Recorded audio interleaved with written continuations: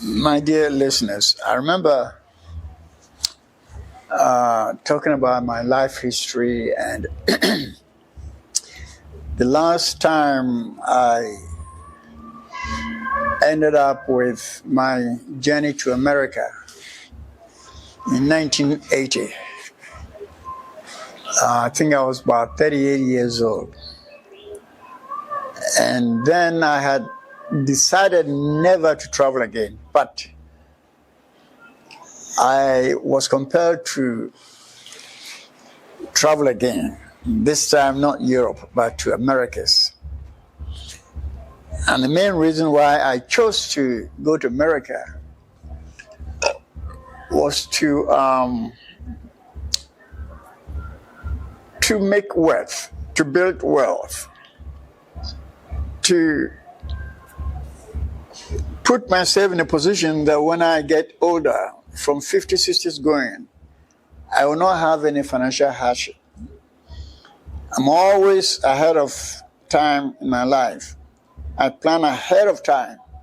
So the reason why I left Ghana in April, I think 1980, was that I read American history, and I found that America was a land of opportunities. The people who built America went there and they found that there's a whole lot of opportunities out there, that if you work hard with the brain, there's nothing you cannot do in America. I read the history completely, and I followed the Americans' style of living. And I left Ghana in 1980, went to America. On arriving, I got to New York State. And the friend who received me over there lived in New York City. He lived in Brooklyn. So my first residence was in Brooklyn. I think Q Street or somewhere like that. And I found that most of the Ghanaians that was living there were all renting apartments. So I tried to get a secure job. By then I was a graduate.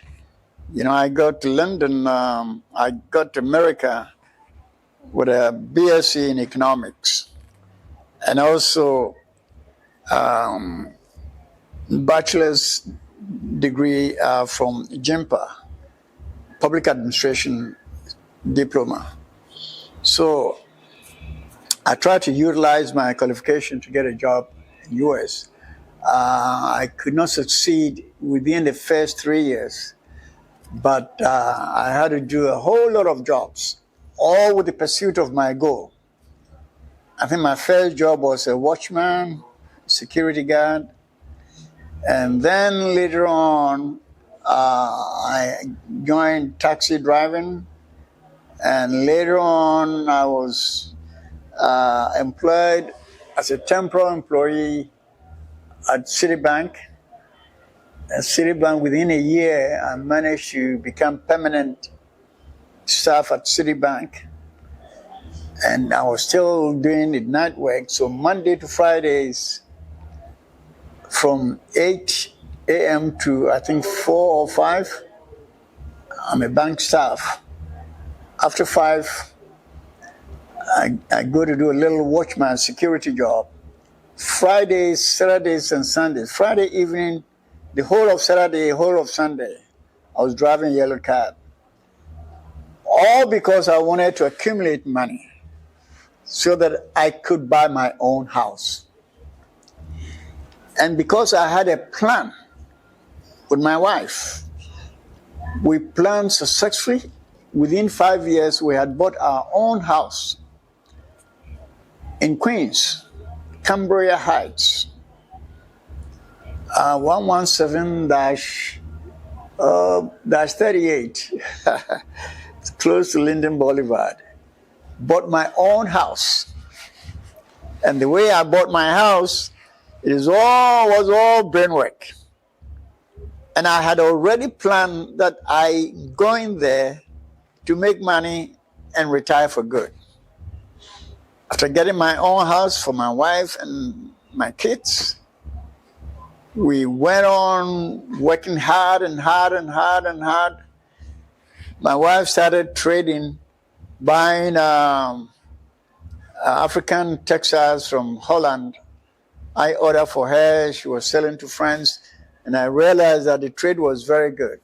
So I resigned from my banking job and began importing African fabrics from Holland, from Italy, from Ivory Coast, Senegal, and I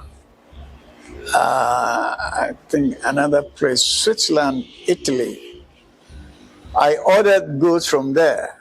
In fact, I had to travel to Holland to negotiate with Velisco Company for me to represent them in the whole of West Coast of America, so that I could sell their product in US, the same price if you order from Holland. I took a plane to Holland and discussed this with them, and they agreed. So I was able to order thousands of fabric from Velisco.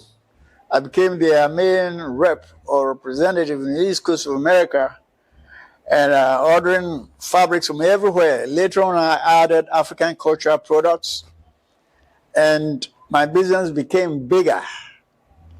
I was serving the whole United States of America. What I used to do is when I import the goods, I come in and I take pictures of all of them, and I make a catalog of all the pictures. Sometimes the catalog is about 150 pages. And I put prices on them. I went to libraries and searched for African product dealers or shops, the whole of the US, and shipped my catalog to them.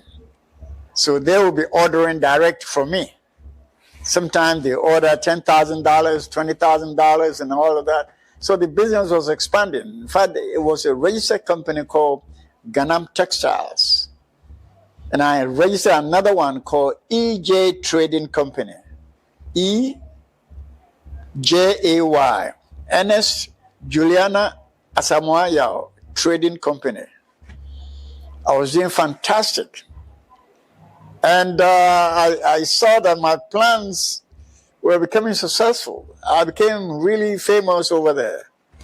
And I went on and on and on for, I think, about 8 to 10 years time in America. I started to build a house in Ghana.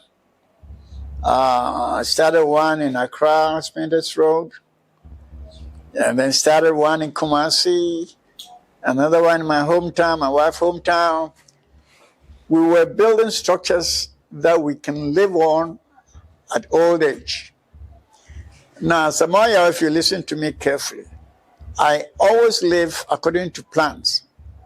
I don't leave things to chance. I always plan ahead.